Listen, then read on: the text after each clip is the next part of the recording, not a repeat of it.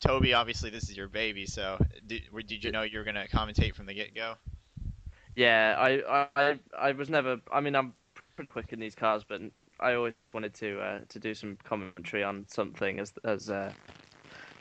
since it's my league, I guess this is the chance to sort of put myself in a commentary role, um, and speak about it to everyone. Nice. Have you had a commentary role? God, I'm speaking like you know. Yeah, Commentary role before? I know. Yeah, I stutter all the time when I'm in interviews and that. Yeah, I do commentary all over the place. The ATCC, you heard of that? Yes. Yeah, I do commentary on that with Ryan. AGT, I did some commentary with. I did one broadcast in the first season of the World Super Tech Series. It turned out to be one of the best races I've seen in a long time. Oh, nice. So, Um, Liam, so how did you get added onto this? How long have you been involved with the Touring Pro Series, guys? This actually my first season. I mean, I spoke to Ryan a couple of times previously and just popped up in chat really like, oh, are you available, over the summer? And I was like, yeah, sure. So, and kind of offered me the spot, and I'd be silly to turn it down. I mean, I've been looking to try and get involved with TPS for a while, and well, when I had my laptop, which could barely run anything, I attempted to run the Clio series, which some of you may remember, and I did appalling at that and crashed out a lot, so I gave up, and then switched it back to the other side of the commentary booth and joined Toby now. So. Oh, very nice. So did you commentate? You've never commentated in TPS before, but you have in like um, um, sim race, Formula Sim racing. Is that where you started at, or how long have you been doing this? Is what I'm trying to. I've been doing it for around a year and a half, I think now. So I started off on YouTube just doing like F1 2010 playthroughs and stuff. And everyone was like, oh yeah, you should actually try and look into, start getting involved with commentary. And I actually got in touch with Jack Nichols, who kind of pointed me in the right direction. So if it wasn't for him, I kind of wouldn't be even doing this right now. But I started off with Formula Sim racing last year at Malaysia, and then kind of never looked back since. So it's all been good from there. So I mean, last year I was doing 3 broadcasts a weekend at times. So, but it's just what I want to do. So. So you hit the ground running, and it was like the gauntlet right away. Pretty much, yeah. Yeah, a lot of things you got to take risks and go with it, and pretend you know what you're doing for 1 second. I know what I'm doing. I'm a professional at this. Okay, and people believe you. It's funny how that works. The same thing goes with writing. And last year, I remember talking or I actually wrote a report about you last year. I was trying to get an interview with that. Never happened, but you won the Autosport contest. I did indeed. Can you go into that a bit? How was the experience of going to the, what was it, in Birmingham? Yeah, it was incredible, to be honest. I mean, it was a good, I think, 4-hour train journey there and back again, but we got there sort of nosed around a bit. Kind of actually met up with Jack Nichols, which was cool, and then got to commentate just over a couple of short, like, sprint races they had there in the arena, and that was my first sort of major commentary experience, so I was really kind of hyped off that, and then a bit, like, kind of nervous going into it, but then once, you start talking, it all kind of flowed, and went really well. And then after that, obviously, got the big Brands Hatch opportunity to commentate on Formula 3, and that was just, it sounds so cheesy, but a life-defining moment, if you know what I mean. Like, you just knew at that point that's what you want to do in life. Yeah, no, that's not cheesy at all. Those are like flashbulb moments that you always remember. how did you get the Brands Hatch opportunity, by the way? It was just, I think because I'll ask I the didn't questions really around here. No, I'm just playing. Sorry. I'm just playing. Go ahead. I don't really have a lot of time on the mic, they said. Like, as they were expecting, like, maybe half an hour or so, but it was only around 10 minutes. Yeah. So they said, oh, we'll try and organise some work experience, and then sent me a few links to all the MSV events, and I chose Formula 3 because I thought, I watch quite and keep up to date with it, so it'd be nice to get involved. Yeah. And then just went to there and commentated with David Addison, so it was really cool. Okay, so this question will go to both of you. Toby will take it first, Liam second. What has been the biggest challenge that you find with commentating? I mean, a lot of people say, I couldn't think of anything to say in the middle of it, or my voice would shake at times, or maybe I would be too loud. What do you guys figure? What has been the biggest challenge that you had to overcome? The biggest challenge? It's not really a challenge. It's just something you have to be careful not to do, and that's repeating yourself especially in a time where there's not much happening. You can be very easy to, like, you've just gone through the field, for example. You've gone okay, so Butcher's in first, blah blah blah, all the way through. You've just done the top 10, say, and nothing's really happening. You're cycling through them on the cameras, and it's very tempting to go. So yeah, once again, and you've got to kind of avoid that kind of thing. I think that's. But otherwise, I mean, it kind of just once you start talking and you've done it a few times, it becomes a kind of natural thing. But it's something that I'm still consciously trying to avoid is repeating myself too much. Liam? I kind of agree with Toby there as well, but another thing is just sort of between broadcasts repeating yourself as well. So, for instance, I know what I did in the first season was say something about the warm-up session, how you approach it, like in the World Series, and you get to the World Championship and you say exactly the same things. You can't think of anything else to fill it. But then apart from that, it's just, you know, if you've got a guy with a really long name and you haven't seen them before at all, and having to say that first time when you're going down the order can be a bit tricky. So you've got to sound it out in your head and then get it out correctly. But you do get some missing pronunciations, but eventually they get ironed out. But I think that's pretty much it, to be honest. That's true actually. It does pay to look up names, especially if they're like a really difficult, say, German name, for example. If you like, I know someone called Robert Wiesenmuller, and first time you come across that name, it looks completely weird. So it kind of helps to practice some of the difficult ones before you start. Now, you talk about you're worried about repeating yourself and things like that. Actually, Keith and I were talking yesterday. He had this saying in the first V8 Supercars race. He got really excited at one point and he said, "Book it!" As he like booking a flight or something like that. Is there anything kind of funny, some sort of signature saying that you find yourself using over and over? And Liam, that's what she said doesn't count. Oh, I always sign off in the same way. I always say until then, thanks for watching. After describing where the next event is, that's my little thing. I have a few actually. Mine's always see you on the racetrack, and then before the race starts on the grid, I always say eyes on the prize, and that's purely because of what my mum said ages ago. Like when I showed her the video, obviously that I entered into the autosport competition, and one of the clips was me saying that at the Spanish Grand Prix last year. Yeah. And then she was, "Oh, you should make that your catchphrase saying, yeah, you'll go far with that." I was like, "Oh, okay." And I thought, you never know, it might be cheesy and everything, but then you got Brundle with Look But Never Stare, so I thought, why not? And then that sort of tried to use that as much as possible, and that's my little trademark thing now, I guess. But Now, that's 2 times you've talked about worrying about cheese. Do you actually worry about what you say and what people are going to think about you later on, or do you have any inhibitions that you try to be aware of when you're commentating? Like, I remember, for example, a couple years ago when people just really started commentating, there's a guy who kept yelling the entire time over everybody. Just every moment there was, he'd be like, "Oh!" It's like he was having an orgasm or something. It was really annoying. Is there anything besides repeating yourself that you worry about, that you're like, "Oh, I got to really be mindful that I don't let myself do this over and over"? Like, I think are you worried about it being cheesy? Do you worry about what people are going to judge you about something? Or I used to be really self-conscious as well. I mean, especially after I won the competition, a few people like really sort of supportive, and others really didn't like me because I won as opposed to someone they preferred.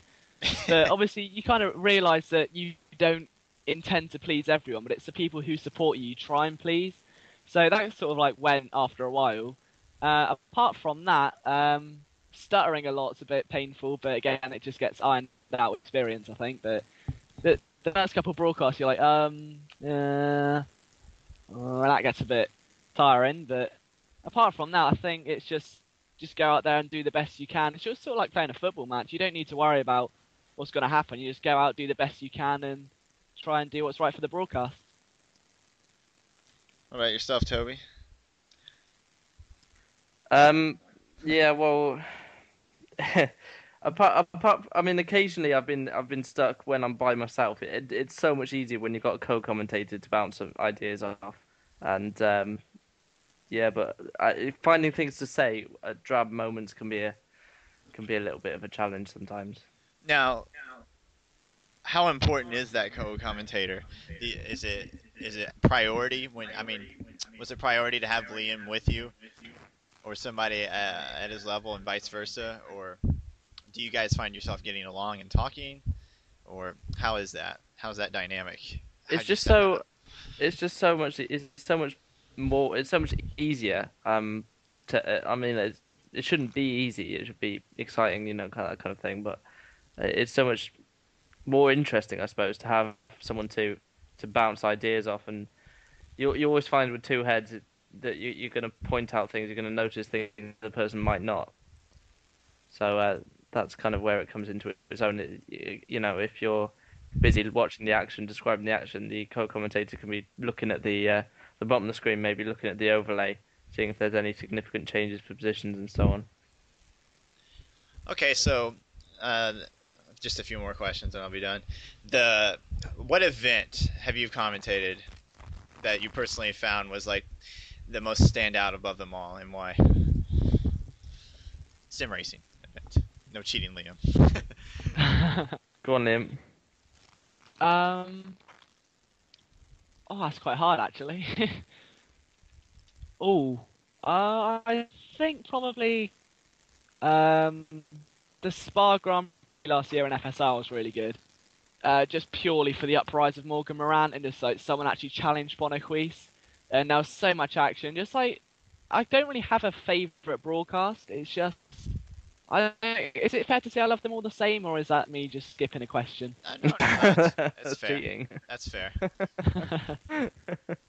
I definitely have one highlight. I mean, I've done a couple of big races in the actually did the 20-hour Rennen qualifying with Liam. That was quite fun.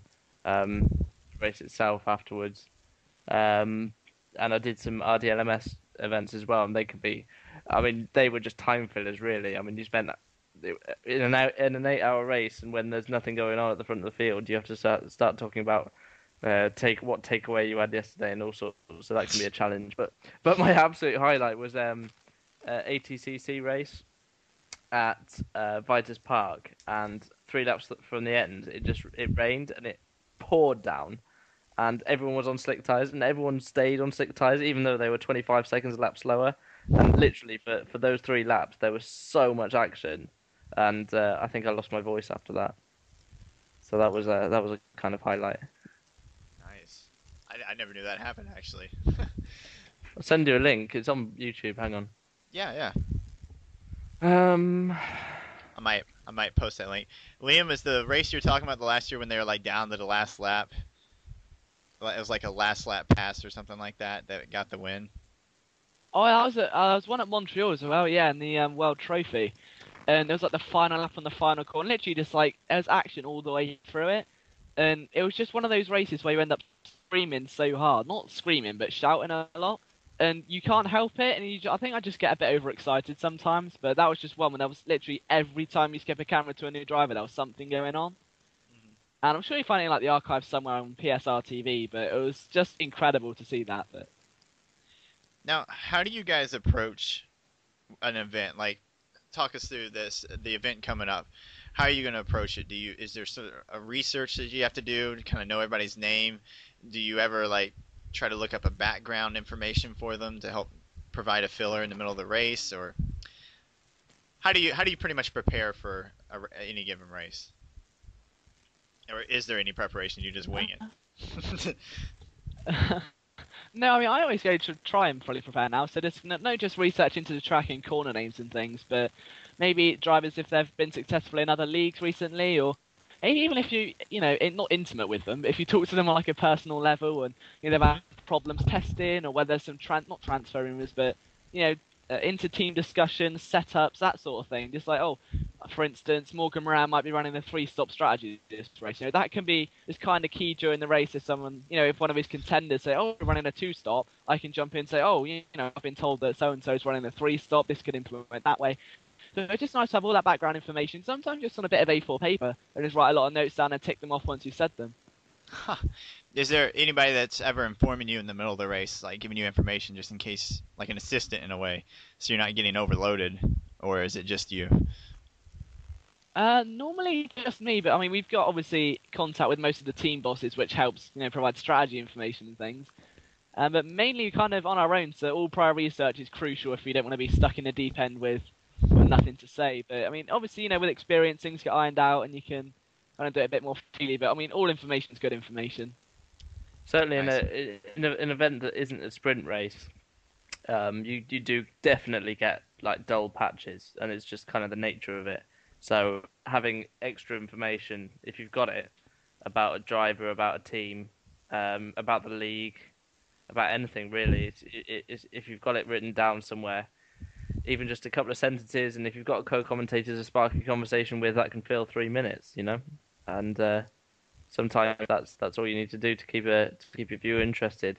There's only so much looking up and down the field that you can do before you have to start looking elsewhere for something to talk about. Now, where where do you think, what do you find the most important?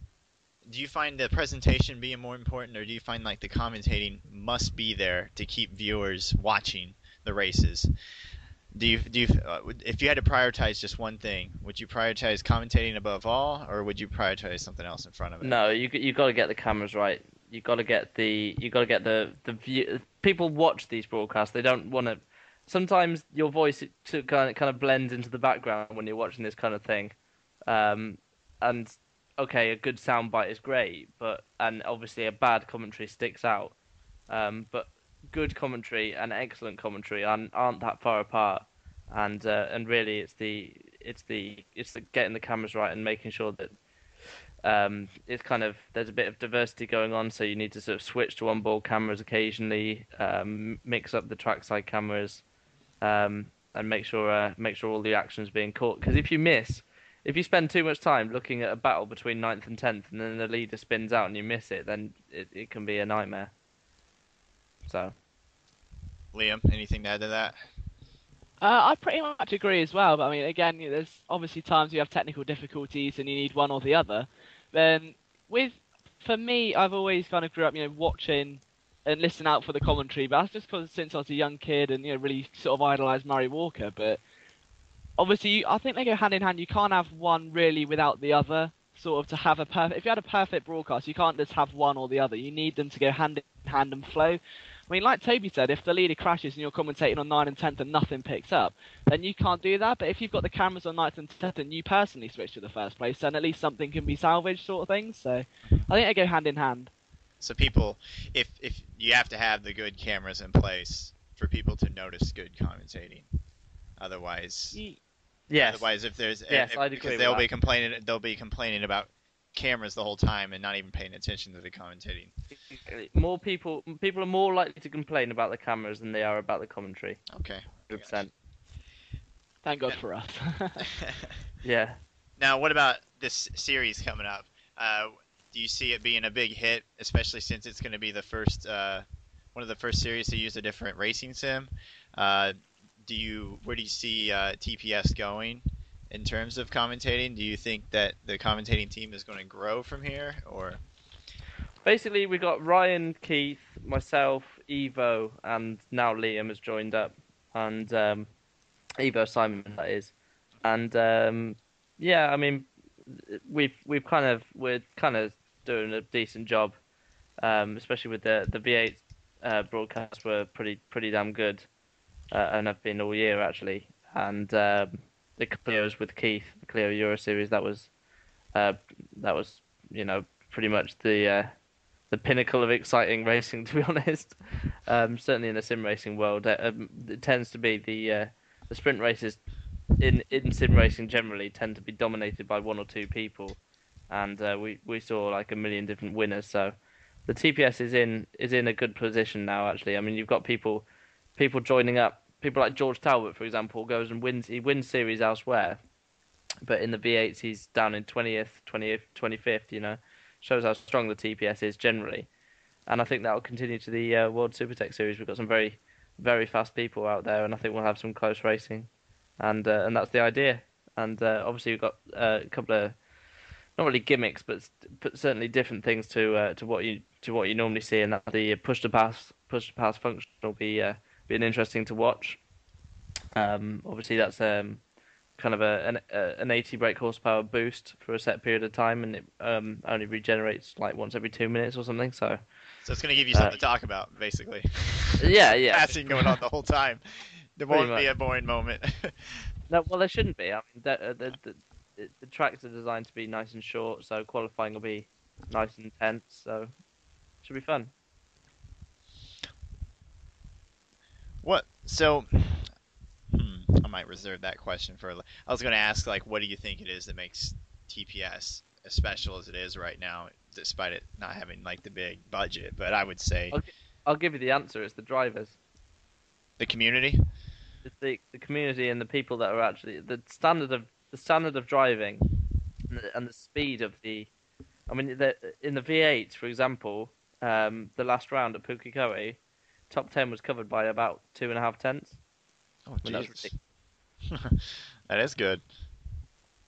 But I mean, arguably, I could say you had standards at race department as well. So it's got to be something else to add to that. Is there what draws these drivers in? Is it, do you think it's the presentation? Do you think you guys might be able to give yourselves a pat on the back with your commentating, or the fact that we can make it a personalized experience for the person who comes in that they can be reported on? And I think also there are a set of clearly defined and sensible rules on everything. I mean, for example, the cutting rules on TPS are different to everything I've seen. Every other league pretty much just says 2 wheels inside white lines or something to that effect, right? But right. the Touring Pro Series is that kind of got exceptions, and you never get people reported for cutting because there's anti-cut measures built into the tracks themselves. You literally cannot cut without harming your race in some way. So certainly there are more sensible things, I think. So, okay, so it comes down to common sense prevails in some situations, whereas in other places they try to enforce one standard and not actually adapt to the changes that are happening due to the track or something. Okay, I get you. And I think that might be it. Other than that, there's a lot of British commentators. I've noticed that, and this is a funny thing. This is just for my own personal kicks.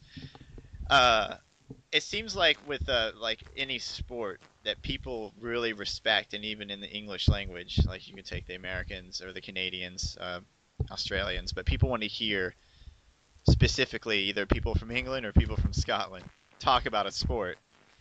And from what I've always drawn the differences, and I was talking about this with Keith yesterday, is for us Americans to put anything into it, we have to like do a kind of like an all flash no substance at times. It seems like we have to go for some gimmick, or we have to be excited about something, and even if we're not really excited about something, whereas you guys can just talk as in normal conversation and people want to listen to you.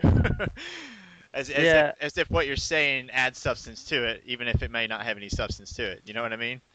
I don't know what you think, Liam, but whenever I speak to someone from North America, they do listen a lot more carefully than someone from my own country. It just makes, I mean, you can say whatever you want, and people go from North America anyway. They actually do listen to you, and it's kind of nice.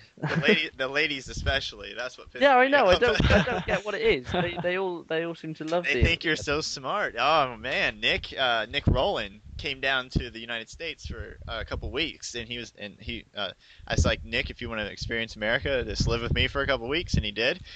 Day one, these girls come right up to Nick and ask him to go out to dinner. And they're like, oh yeah, you can come along too, just looking at me as if I'm the chauffeur. And I'm like, what the fuck is this? Okay, Toby, I think you've got to plan a trip to America some point next year. But All you gotta do. Liam? Not yet. But you gotta. It's dangerous as well, because sometimes people think you're talking down to them. Yeah. Just because you course, sound. Yeah. It's such a smart sounding accent. Well, not every one of the accents, but I mean, if you speak clearly, it is. It's just funny that is always preferred in motorsport, because even in the States on Speed TV, if it's an international motorsport, we have an Australian commentator. We have a British commentator. We had 2 British commentators on F1 and 1 American. And anytime the American talks, it's almost like it's fake because he's not excited. Yeah. I don't know. Yeah, no, I get what you mean. It's been really strange, and even though I kind of like shake my head when I hear like Darrell Waltrip and his boogity stuff and how he did with the V8 supercars, it's like, well, we kind of have to be that way for people to listen to. Yeah, it's a shame really when you got NASCAR, which is so dumbed down. It's unbelievable. Yeah. I mean, it really is. Yeah. It's motorsport for the masses, isn't it? Really. And then you Right. got and then you expect Americans to enjoy that, and then have to watch F1, which is so technical. It's unbelievable. I mean, and trying to explain the DRS rules to someone who's never watched F1 before is it's a nightmare. Yeah. Most of the Yeah, people I run into don't even know. They can't even explain NASCAR to a detail. It's no. this guy versus that guy, as if he's the only one that does anything. Or the famous saying around here, that Jeff Gordon, he's gay, and I don't like it.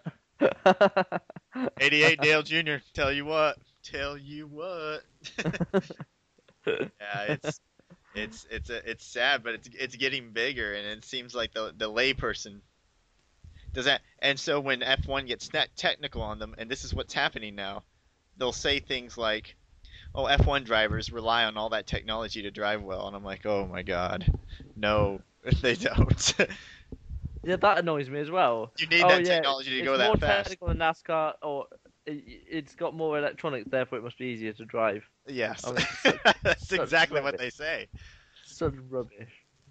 No, Uh, they even had a couple of years ago. Fox even had like songs. This gopher would like talk about how NASCAR is superior to F1. He was singing a song about it and making them look like F1 drivers look stupid.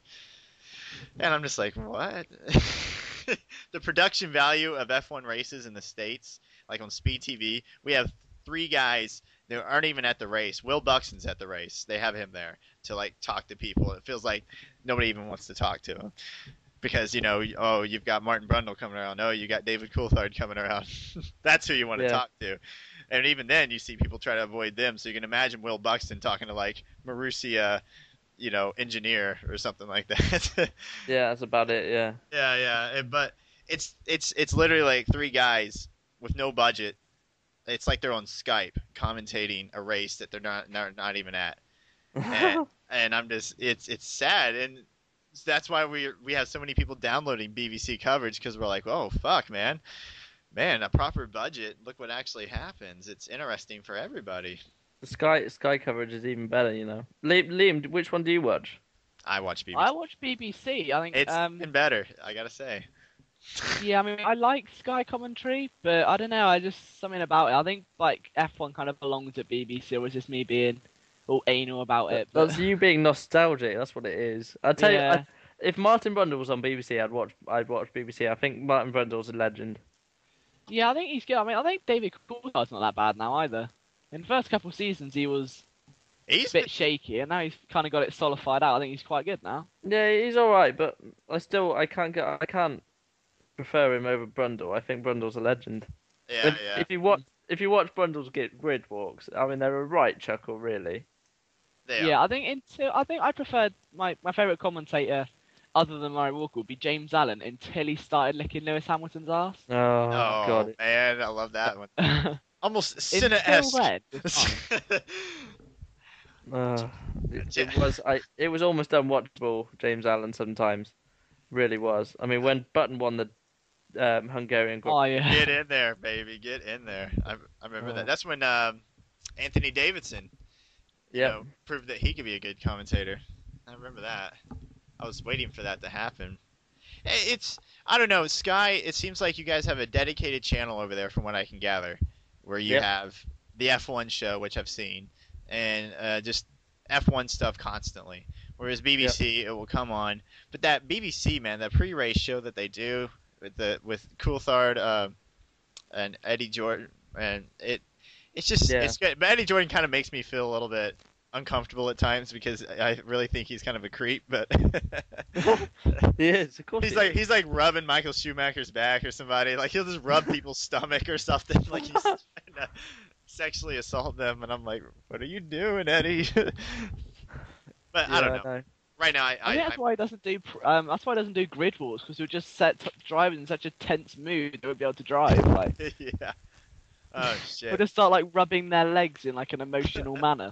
Now, like he's trying to get them to say something. Like that's how they'll tell me. I'm like, wow. He's like, now I think you can get on the podium. You'll do that for me, won't you? While rubbing his hand up their leg. That's a well good impression of Jordan. That's actually pretty good.